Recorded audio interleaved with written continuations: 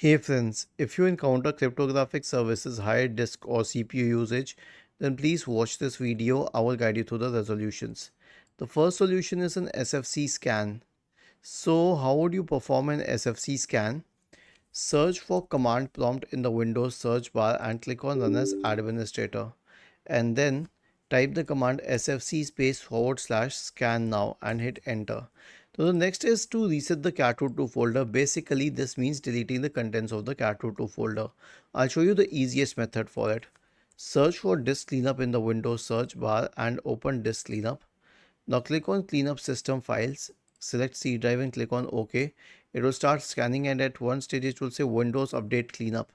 That Windows Update Cleanup meant cleaning up the software distribution in cat2 folders. The next solution is a malware scan. So here's what you have to do. Press the Windows key and the R key together to open the run window. Type the command mrt and hit enter. This will open the malware removal tool and then click on next. Select full scan, click on next and let it go through. The last solution is to troubleshoot in the clean boot state. Search for system configuration in the Windows search bar and open system configuration. Go to the services tab.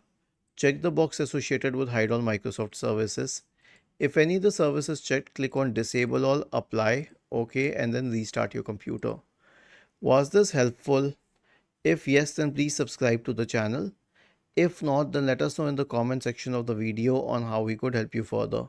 Thank you for watching this video and have a nice day.